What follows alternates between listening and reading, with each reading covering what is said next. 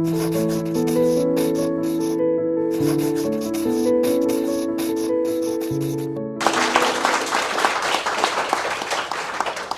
you for coming out tonight. It's always a pleasure to be here at JF Books. Tonight we're here to welcome Evan Osnos, an old friend of mine. Evan and I have known each other since 2003, so it's been more than 20 years now. We first met in Baghdad when we were both reporting there on the day that Saddam Hussein was captured by the US military. I remember it very vividly. And we've lived in many of the same places and reported in many of the same places since then. Afterwards, we were both living in Beijing for many years and reporting in China, and then we both ended up here in Washington. Evan reporting on US politics and wealth, and I've been writing on foreign policy. So I have to say, anybody who hears that, though, is going to begin to wonder if we're responsible for the upheaval that has consumed each of these places where we've lived. And I just think we should give a blanket denial. Yeah, we're the black hand in each of these places, right? So, and of course, Evan, many of you know Evan's background. He is a award-winning author. His first book, Age of Ambition on China, won the National Book Award. He has been on 2 teams of Pulitzer winners when he worked at the Chicago Tribune, and he has been a writer for the New Yorker since he was posted in Beijing. He has come out with a total of 4 books. Besides Age of Ambition, he wrote a book called Wildland, and we'll talk a little bit about that because I feel that this book, The Have and Have-Yachts, is a complement in many ways to that. And then he wrote a biography of Joe Biden before Biden was one of the iconic figures in American politics. We should welcome Evan and his insights here today, and we'll dive into his current book, The Have and Have-Yachts, which he will sign right afterwards. And there are many copies. It's the first edition. It's a bestseller, so get it now. Sell it on eBay later. That's true friendship, what you're seeing right there. Is your friend selling your book for you. Right. There's also tips on how to build your accrue wealth in this book, so there are other practical things. Though we are 2 working journalists, so I think we flunk on that metric by any conceivable definition. Right. So, Evan, I wanted to open with, it's summertime, that brings to mind boating, of course. I don't know how many of you have been on yachts or some form of boat this summer, but I wanted to just jump into the title of the book, which is the subject of the first chapter of the book, and maybe in many ways the most vivid chapter in my opinion, because it's a deep dive into what you say is the single most expensive or costliest object that a person can buy today.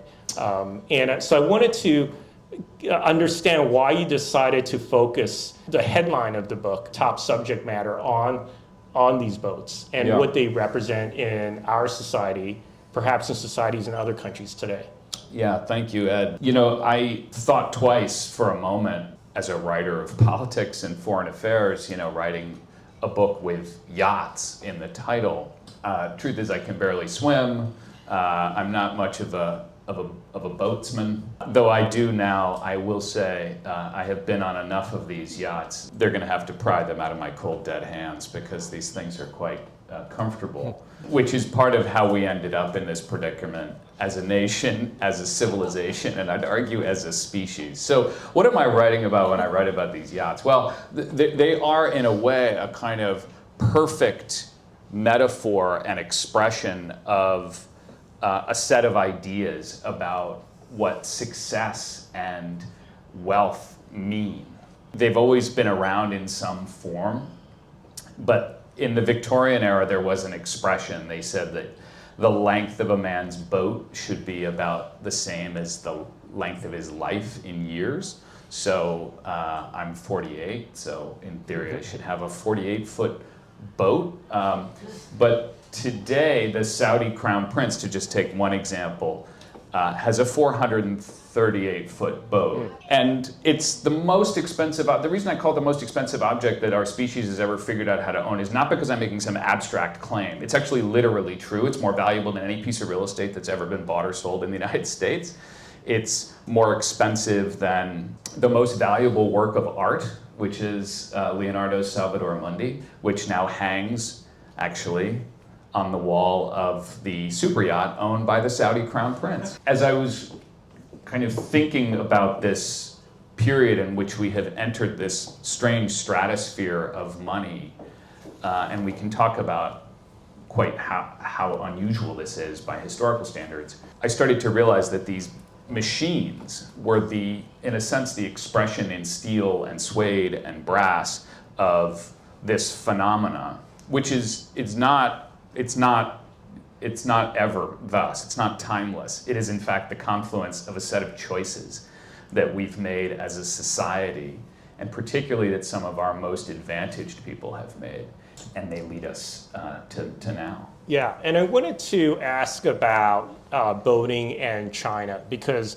when we think about yachts, we obviously think about American billionaires, we think about Russians, and we think about, as you mentioned, the Gulf, people in the Gulf states. You mentioned MBS from Saudi Arabia. So I haven't really heard that much about Chinese billionaires in the yachting world, or say, for example, Indian billionaires. And as we know, India ranks third in terms of producing billionaires these days. So can you tell us a little bit about so this? it's kind of the confluence of two of my particular esoteric interests.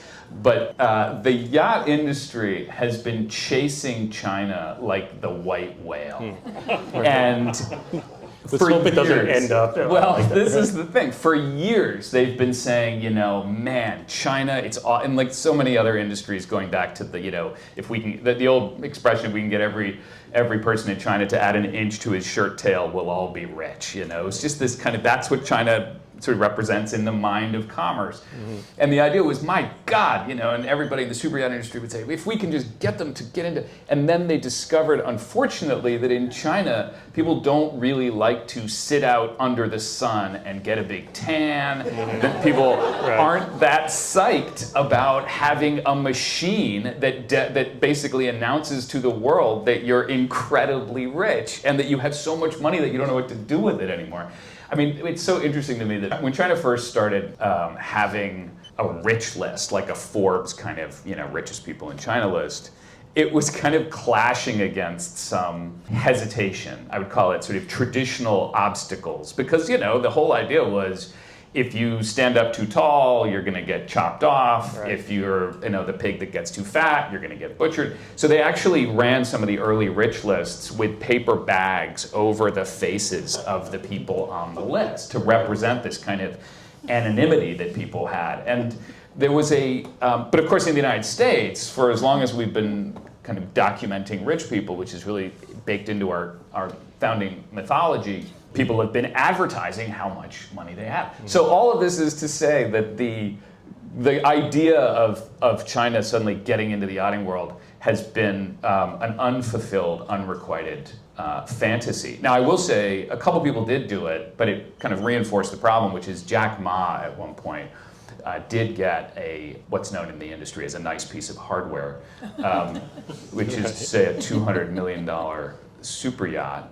But it was like shortly before he then was also summarily ushered off the stage of public life for having essentially flown too close to the sun and for proving exactly the thing that freaked out people in China from wanting to get too obviously rich. So there's only, and this is, I think, something you and I were living in China in this fascinating period when people were beginning to acquire enormous fortunes. Mm-hmm. Right.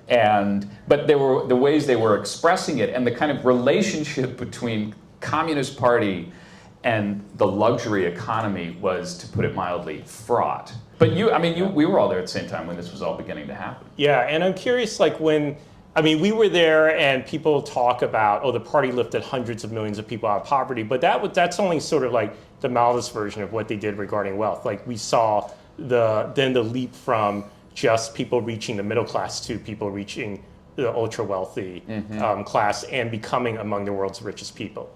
And now, of course, I was just looking at these statistics, the Forbes list from this year, there's the rich list.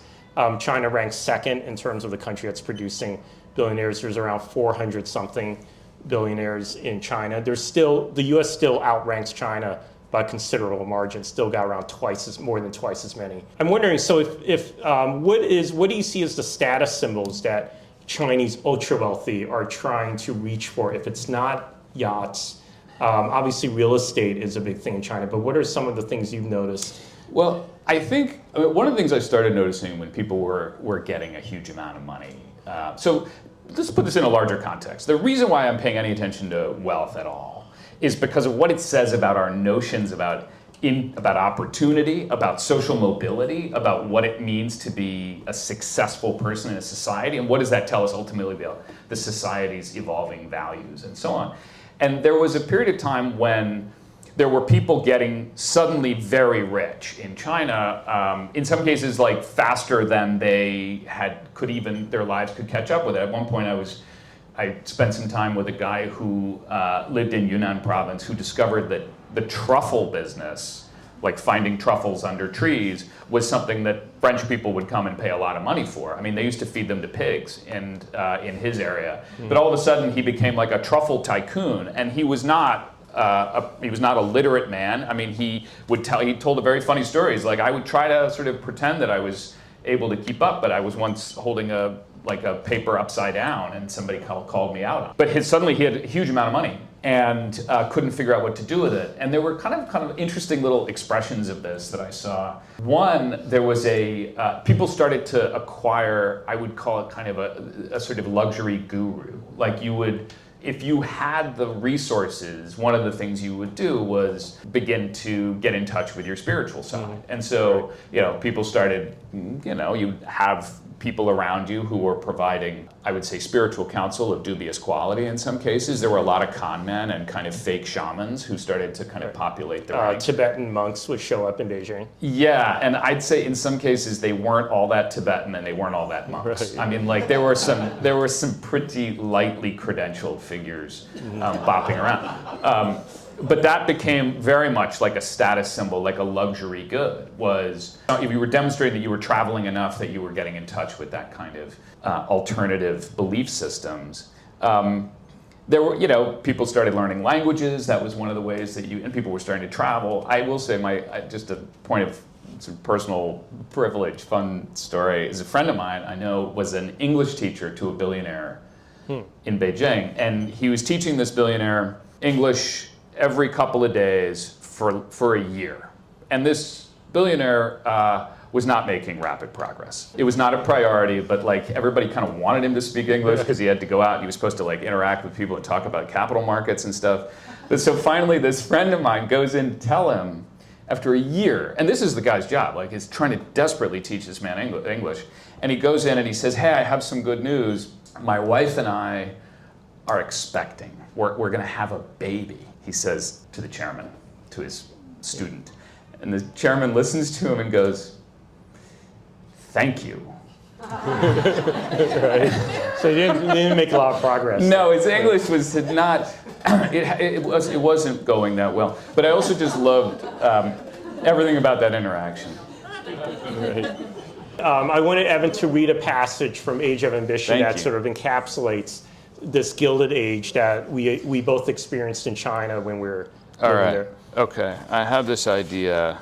So this was on my mind. Ed and I were conspiring beforehand. This year, as some of you know, is the 100th anniversary of The Great Gatsby. And it's interesting to me for all kinds of reasons, what it says about this country and also the sort of strange role that it played in China was always interesting to me.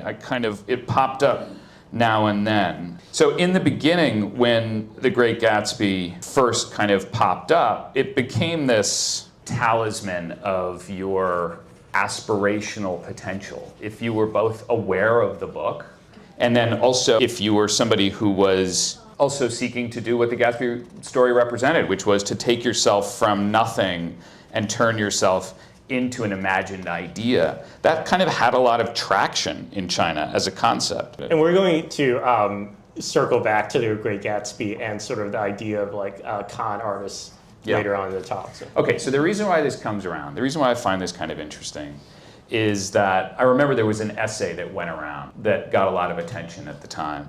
And it was celebrating this phenomenon of what was known in English as dink, or in Chinese ding ke, which is double income, no kids. And this became like a kind of hot topic online. And so there was a popular Chinese essay by an anonymous author that carved out an archetype of the young white-collar class, the men and women who, quote, sip cappuccino, date online, have a dank family, take subways and taxis, stay in nice hotels, go to pubs, make long phone calls, listen to the blues, work overtime, go out at night, celebrate Christmas, have one-night stands, keep the Great Gatsby and Pride and Prejudice on their nightstands.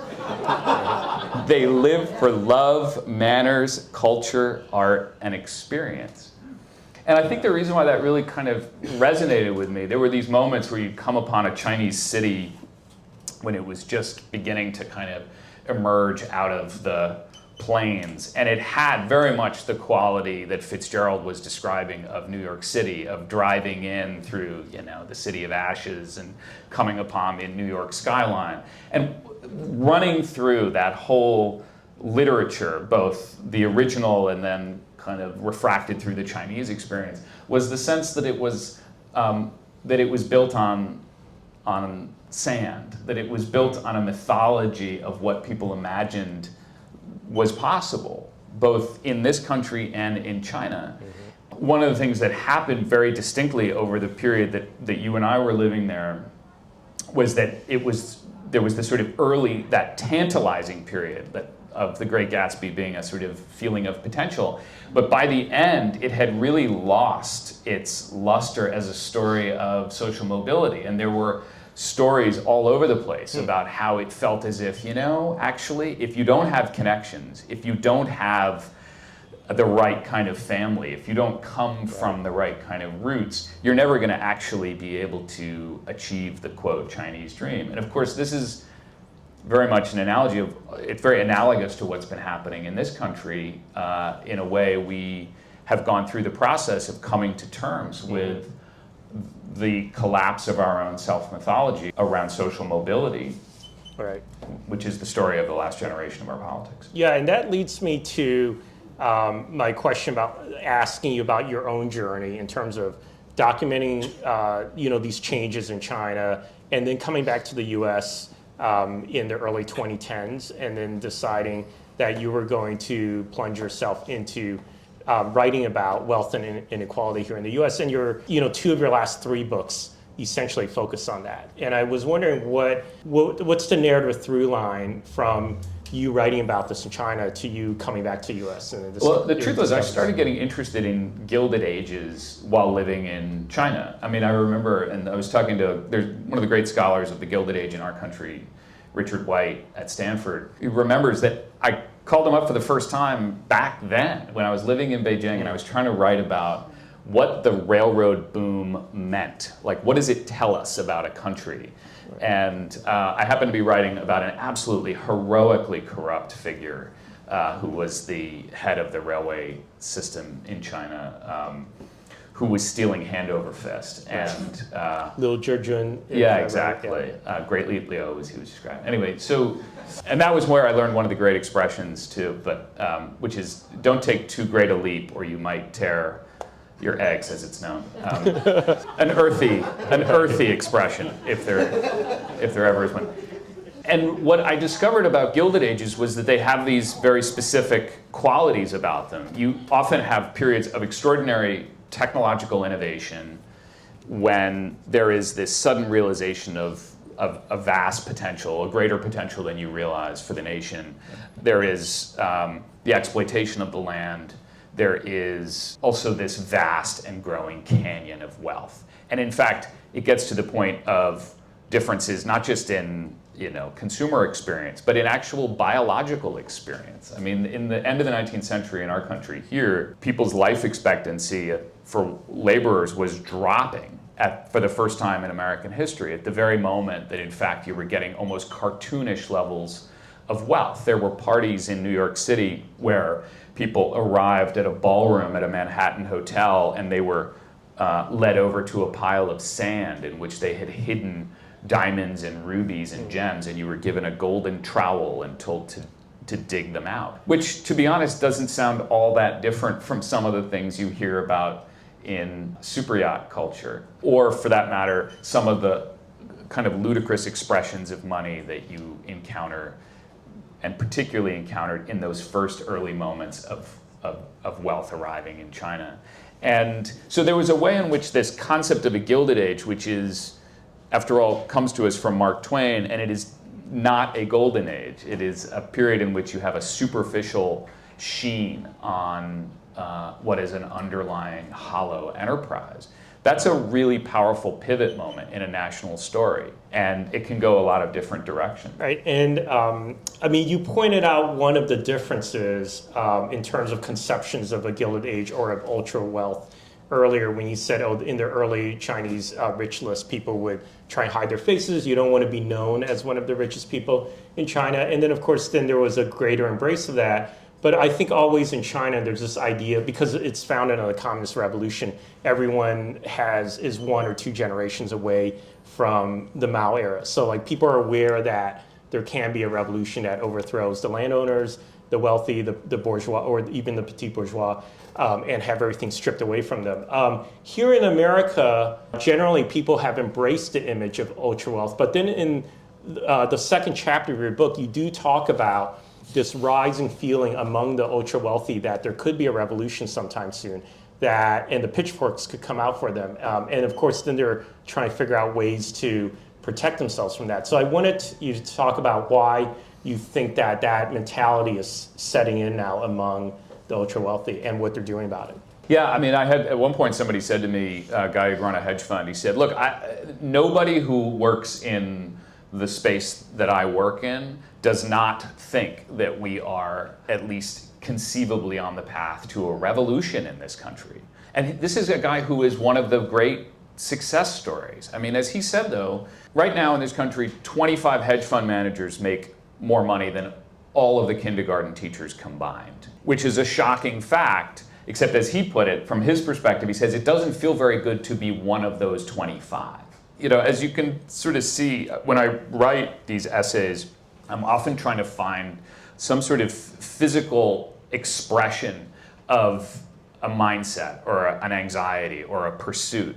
And in that essay, that was about people building these doomsday refuges. And so building bunkers under their estates, or in New Zealand, I went off to New Zealand to see the things that people are building. And of course, you'd say to yourself, you know, these are folks who have succeeded in our system more emphatically than anybody else on the planet. Why are they so convinced that they need to depart? And on top of that, are they taking anybody else with them? I mean, almost literally that question becomes part of the conversation. I mean, there was a dinner party, which I described in the book, of guys getting together and saying, you know, if things really go south, I'm gonna have to get to my plane. But then the problem becomes, what do you do about the pilot's family? Because, you know, isn't he just gonna shoot me and take the plane? And so they were kind of running through these sorts of very ordinary and relatable scenario planning.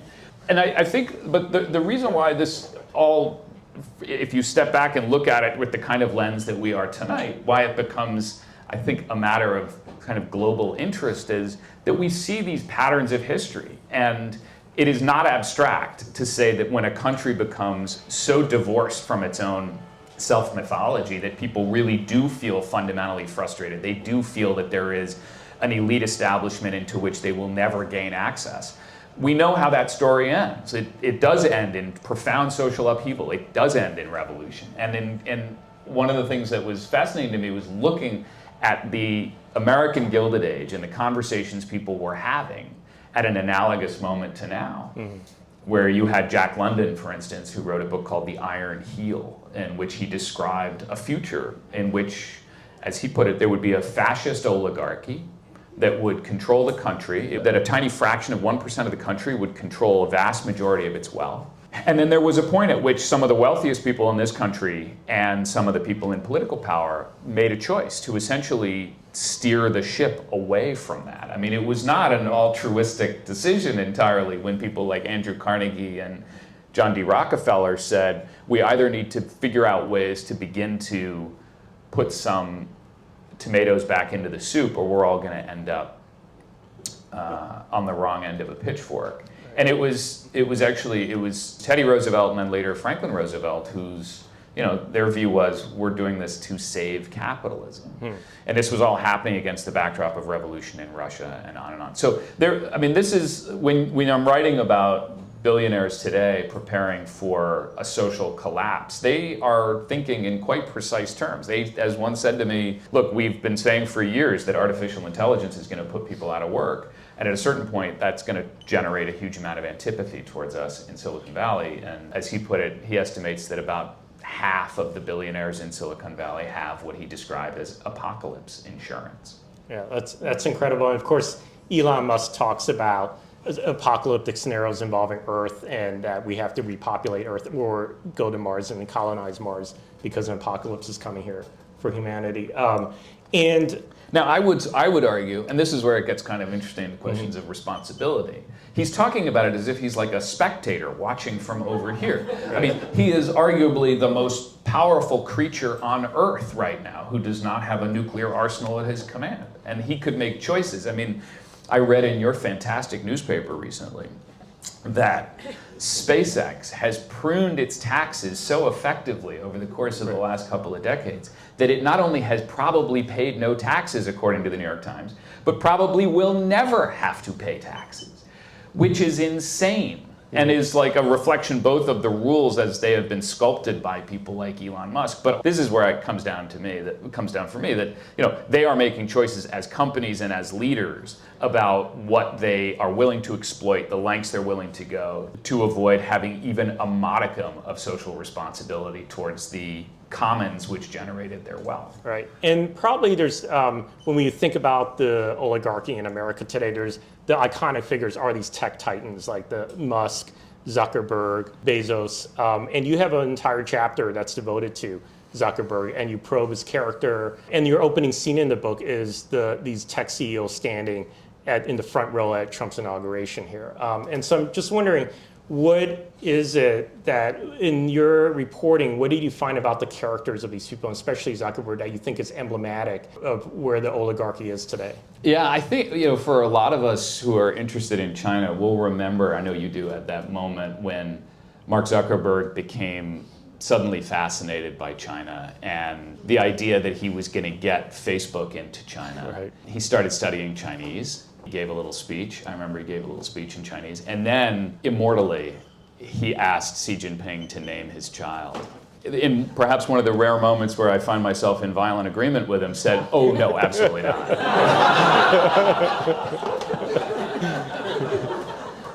I don't think Xi Jinping talks in the following way, but I think he was thinking to himself, that's super weird. I'm not doing that. Right. And it was kind of a precursor to the tech titan standing near Trump as Trump was inaugurated. Well, you've gotten exactly to it, which is that it reflects a kind of amoral fascination with power. So in Zuckerberg's case, as some people will know, he developed very early on in his life a real fascination, preoccupation with Roman emperors. And this grew out partly from studying the classic, but I asked him about it in an interview, and it was the most animated he got over the course of the entire set of conversations, was him talking about Augustus. I mean, at one point when they went on their honeymoon, they came back with so many photos of them with statues of Augustus that his wife joked that it looked like they were in a three-way relationship. Augustus, for those of you who may not recall every detail of the classics, was a complex guy. He was suspected of ordering a hit on his grandson. He banished his daughter. I'm going to get some of the details wrong, but on the plus side, he conquered large parts of Europe and North Africa. So Mark Zuckerberg's perspective on this, as he put it to me, was Augustus was able to achieve hundreds of years of world peace, but he had to do some things. And he said, and what are the trade-offs that go along with that? And this did not take a great Olympian act of writerly analysis to be like, okay, you are now in charge of a company that has more adherents than anything in the history of commerce, more customers than Christianity. what are the trade-offs that you're thinking about? And at the time, it was pretty clear the trade-offs that he was thinking about. He was perfectly, I don't want to be glib about it, but he seemed to be willing to allow violence in Myanmar to continue at a rate that was really at odds with any of the claims and the promises they were making as a company, as long as it contributed to growth. And I think, to get back to your question, what you see is the cult of growth. And this is quite a heretical notion, I will confess, in Silicon Valley, where growth and scale are treated as just the most idealized objectives of life. And I think that oftentimes it's kind of sapped of any moral content. It's just growth for growth's sake. It's scale for the sake of scale.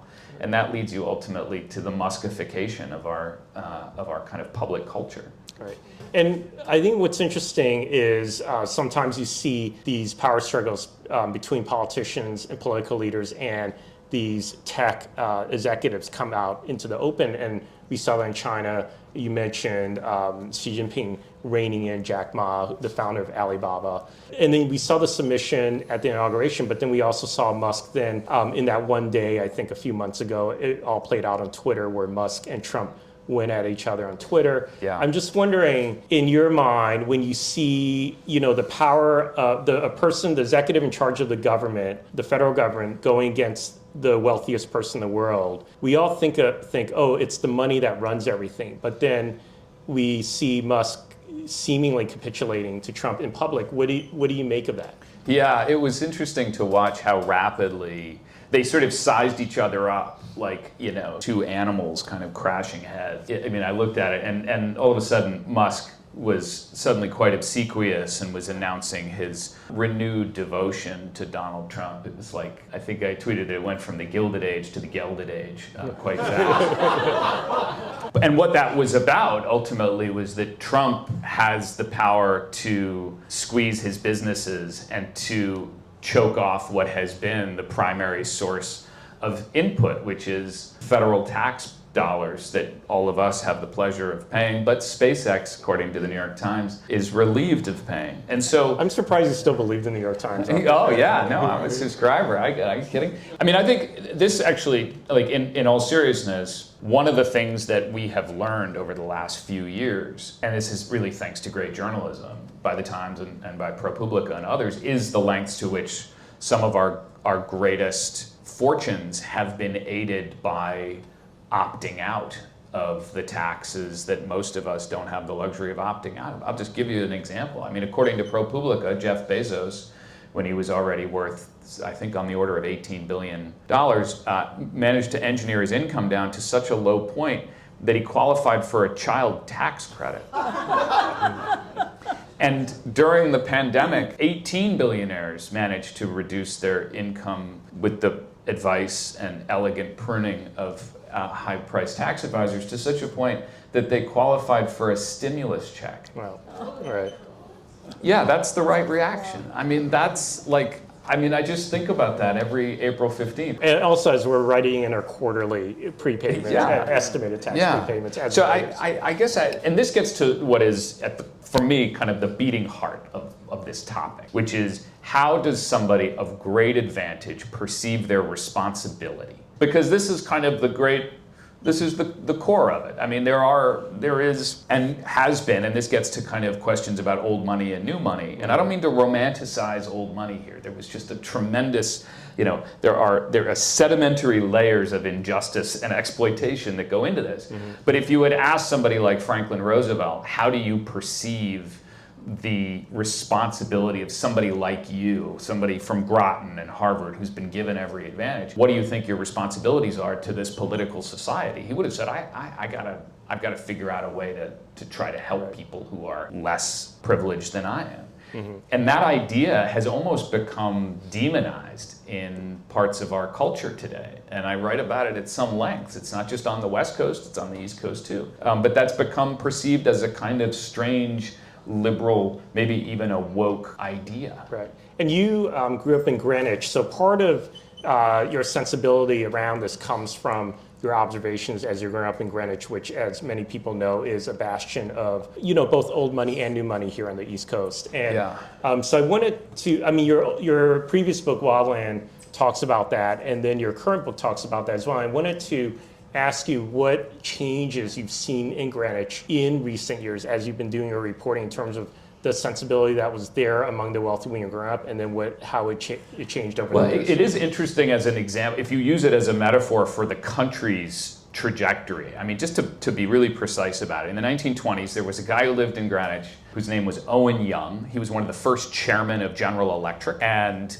he was a guy who gave a speech at Harvard Business School where he said, you know, business leaders should never try to squeeze every ounce of labor out of their workforce. You know, we are partners in mutual enterprise. They created the first profit sharing. There was loan assistance. There was healthcare. I mean, a lot of the things, he was an advisor to FDR. A lot of the things that we attributed to the New Deal were in fact kind of coming partly from what was the perception within the business community that, I mean, Henry Ford was an asshole and an anti-Semite, but he had one big good idea, which is that you have to create customers who are capable of buying your cars. And you have to create a workforce who is capable of being able to consume the things you're producing. And there was a point, if you fast forward to the 50s, you know, you had the chairman or maybe the CEO of General Motors who testified here on the Hill, and he said, what's good for General Motors is good for America. And what he meant was actually that there was a kind of a sort of conjunction of interests, which is so different from when you fast forward to, say, Apple. Let's pick another company that is,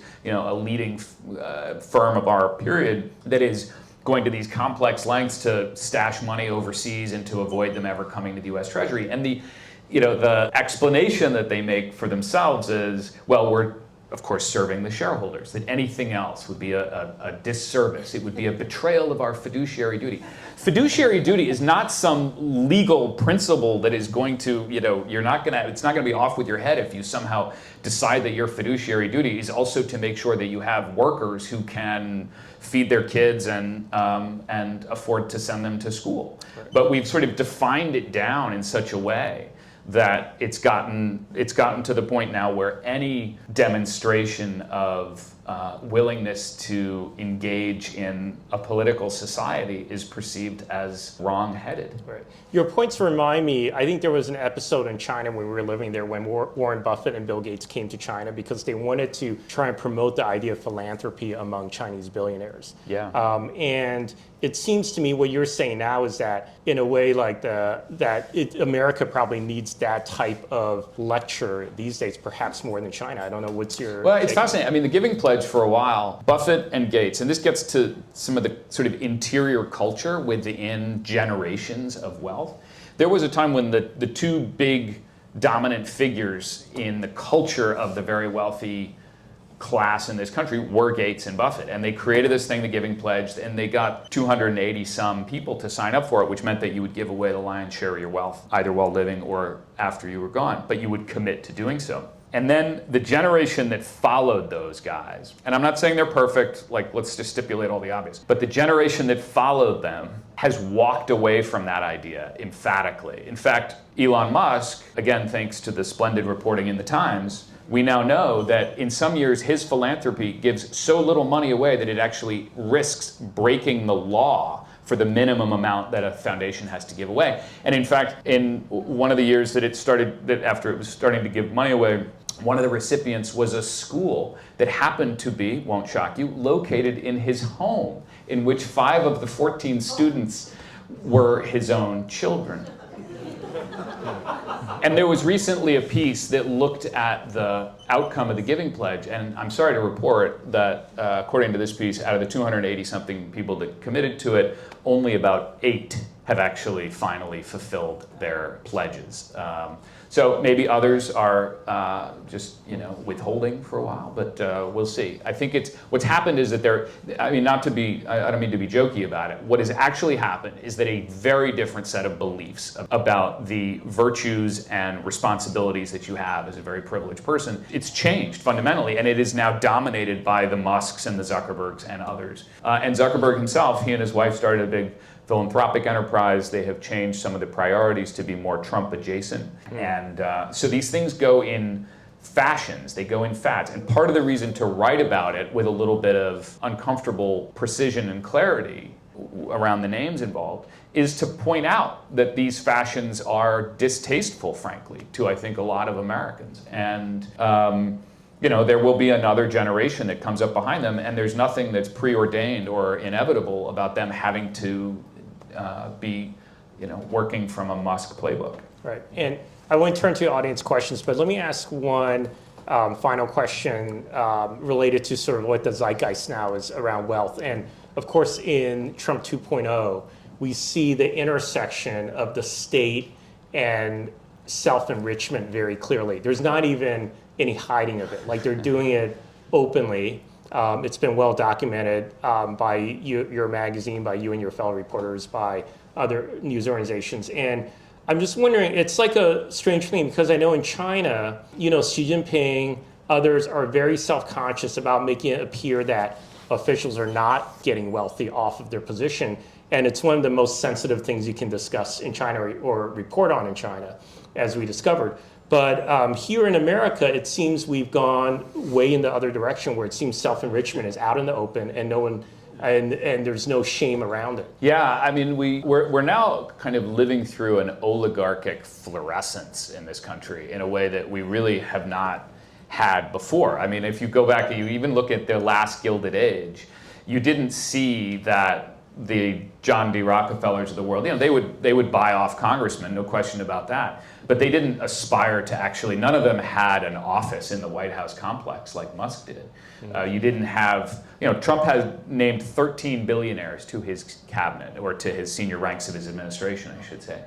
We never had anything quite like that in this country. But more to the point, you now have the Trump family that is going off and harvesting the opportunities that they can around the world. Right. And I will tell you, I think, I remember at one point I was reading a paper that had been produced by a Chinese think tank trying to describe, in the early days of the Trump presidency, the first term, they were trying to put into terms that were recognizable, like, what is this family enterprise in politics? And they were describing, and they were saying, this is really unlike anything we've seen in American history. It is much closer to like what a family clan enterprise was like in the Qing dynasty. I mean, like, we don't have any basis for comparison in the United States. Right. And now, just to bring it around to one relevant data point, the analogy that I'm beginning to hear from scholars of oligarchy who really look at the patterns over time is that this looks a lot more like the Marcos family in the Philippines in the 70s and 80s, where you had essentially the erasure of a boundary between private money-making and public assets. And it's easy to forget this now because, we remember Imelda Marcos' shoe collection, but they were wealthy enough, they bought 4 skyscrapers in Manhattan. She tried to buy Tiffany's at one point. They were stashing money constantly, and more importantly, they were also giving sweetheart deals to their friends, which were then completely uneconomic. They were non-functioning businesses. It caused a banking crisis. And what brought it to an end ultimately was the public. It was a 3-year campaign of public pressure and protest that ultimately drove Marcos out of power.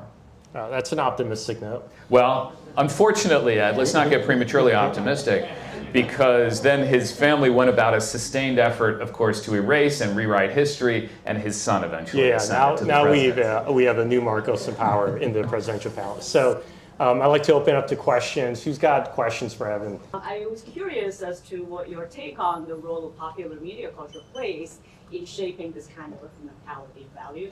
Well, it's a fascinating question. It's one I think about a lot. I mean, you've seen some of the cultural artifacts about wealth evolve just even in the last few years. I think the most recent and interesting one is Mountainhead. I don't know how many people have seen it, but it'll be the perfect thing. Your evening is booked now. You need to go and see it. It was written by Jesse Armstrong, who created Succession. He wrote it in a kind of fugue, apparently, like in a matter of weeks, and said, like, I need to make this thing. It was basically right around the time that Elon Musk was coming to Washington. And I am not giving it away. I mean, when I was watching it, I was laughing because I think it's clear that it digests a lot of the ideas that I've been trying to write about over the last few years. But a set of grandiose moral assumptions about the power of an individual to, shall we say, unfasten oneself from the burdens of law and society. And he takes it to its logical extreme, and it's a wonderful tale. But it's also quite telling as a point on the chronology of culture, because what you described was, succession, and before that, billions. And if you go back, we went through a period of kind of, there was a time when some of these projects would put a very thin little sheen of social criticism on what was essentially glamorizing a lot of this culture. And there wasn't a whole lot of structural questions that were built in. And it's gotten more and more penetrating to the point, I think, Mountainhead is not the kind of, what's fascinating is if you go back to The Social Network, when it came out, that was the movie that was about Mark Zuckerberg and Facebook. When the movie was being made, there was a real kind of struggle within the company about what do we do about it, because they knew that it was not going to glamorize him. So they decided on a kind of false enthusiasm where they were like, oh yeah, we can take a joke, and they booked out a theater in Palo Alto and showed it to their employees, but it was actually kind of wounding to this guy because he was shown in the film to be a kind of empty vessel automaton and a sociopath almost. A sociopath. And then there is apparently, it's reported there's going to be a Social Network 2 coming out. It'll be interesting to see how it lives in the culture today versus when the Social Network was first made. How these oligarchic regimes have actually changed and whether there are any comparisons to be made. I've done some reporting over the years on Xi Jinping, and one of the stories that is this question of how he interpreted the experience of Russian oligarchy, and that he essentially looked at Yeltsin and said, I will never be that. I will never allow myself to be encircled and constrained. As in his mind, Yeltsin was a joke. He ended up being surrounded by these powerful economic forces, and he said, I'll never let that happen in China. And I think it's pretty clear that the campaign that he has been on more or less since coming to power has been to prevent there ever being a financial counterweight to the party. That's one point I would make. Yeah, I agree. And I think that, one thing that I think is a stark difference between China, the system in China and the system in the US, despite there being ultra wealthy in both societies, is that in China, the party system still means that the party has cells in companies, for example, and that the idea of this Marxist-Leninist organization and its reach is on a very different scale in terms of the state, the party state, than there is in the US. So I think, when people ask us to compare authoritarianism in China, authoritarianism in the US, and the role of oligarchs and private companies in both societies, I do think that there's still a vast distance that the US has to move in terms of the meshing of the party state with private companies and capital in China. Also, of course, there's state-owned enterprises in these other parts of the system in China, but I do think that there's a big difference in terms of where oligarchs stand and the penetration of the party into their companies and their lives compared to the US. I do have moments where I look at it and I think Putin probably looks at Trump and is like, this guy's over the top. I think in terms of his brazenness, Putin at least, who is said to be perhaps the richest man in the world, depending on which numbers you believe, because of what a sustained kleptocratic mission he's been on. But he keeps it well hidden, he goes off to his dachas, whereas, Trump is Trump. In China, there is an ideological foundation going back to, the early days of communism about the party state having primacy over any form of wealth. In the U.S., there's never been that. In fact, it's the opposite. It's that wealth, in a way, is the leading, or capitalism should be the leading element in our society, with democracy being also a complement to that. So I'm wondering, do you think that it would be very difficult for the U.S. to get to the point where you have ideological, political figures cutting off the heads of wealthy business people and those same executives cowering to a degree that they would never step forward in public? You're saying, could there be an American Xi Jinping kind of doing that? Is right. That what I think that our kind of relationship to the mythology of capital is very different. That there is this gets to the sort of organizing idea of the country. That Thomas Jefferson talked about the idea that we would have an aristocracy, but it would be an aristocracy of talent, and that it would be one that was born here, not of landed gentry in Europe. So like it is baked in, and I'm really struck by this. I mean, in my day job, one of the things I do at the New Yorker is I talk to a lot of people, a lot of voters about what it is that they're looking for out of politics. And I am constantly struck by the fact that even people who are getting really mistreated by our legal and economic system in this country will say, look, I still hope ultimately to join. I'd rather not eat the rich so much as join them at the table. And I think that we're right at this interesting moment of those two ideas in the survey data are almost identical. 59% of Americans will tell you that they believe billionaires are making the country less fair. And an identical share of Americans will tell you they want to become billionaires themselves. And in fact, some of the respondents are the same people. And I think it's because we have this real ambivalent kind of complicated relationship to money, but it is very distinctly American. It is quite different than China's. Social mobility is broken down because of immigration, or because of China, or because of labor disruptions, or there's an othering, and there's so much blaming of other forces. How do you see us as a society getting out of that, or if you have any perspective on that from kind of a historical... It's a really interesting point. Social mobility is the theme that is running like a pulse through this book. It is, from my perspective, in a way, it's the foundation on which any of this discussion of wealth rests. Because what we know from historically and in contemporary terms is that people are quite forgiving of, they're quite tolerant of giant forces, they're quite tolerant of inequality if there is social mobility.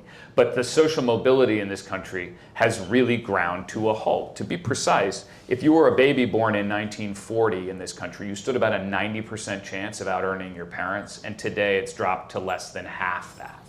There was a time a couple of years ago when China had greater social mobility than the United States, according to the World Bank. And it was just an astonishing thing. I think those numbers may have changed a little bit since then.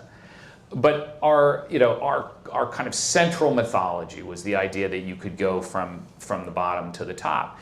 And that idea has been exhausted. And I think there was a period when it was almost like the ball had reached the top and hadn't yet begun to fall. That sort of penny hadn't dropped in people's awareness. Obama, I remember in 2012, was still using the language about aspiration and mobility, and he was saying, I reference it in fact in Wildland because I go into this, that he was still saying to people, you can make it if you try. And the whole phenomenon that then kind of washed over conventional politics with Bernie Sanders on the left and Trump on the right was essentially the public saying, I don't think I can make it if I try. There are too many obstacles in the way of that. I think that the question of how you can revive social mobility is the question of our time. I'm quite aware that we're having this conversation at a kind of precipice in history where we're about to be contending with a technology and artificial intelligence that is going to transform what is even the current very complex and dangerous terrain in terms of wealth accumulation. But it is also an occasion for having a more explicit and public conversation about what it is that we can do to try to restart this escalator. Because that is the point at which if you lose social mobility in this country, you lose the founding myth. I mean, that to bring us back, and we'll land on Fitzgerald because it's his birthday, his 100th anniversary of Gatsby. But Fitzgerald had this idea that he said that France is a land, England is a people, but America is a willingness of the heart. It's an idea, and at the moment, that idea has been degraded. But I think the fact that people are talking about this, and you will come out of it. I went to a Bernie Sanders rally in California in a Republican area, and the number of people that were there talking about these issues, whether or not they agree with Bernie Sanders, that's not the point. The fact is they are talking about the heart of the matter, which is how do you make sure that our children and our children's children grow up in a society where they have the opportunity to imagine something better. come up to see Evan and talk to him afterwards, get your book signed. Thank you, Ed. Thank you. Thank you.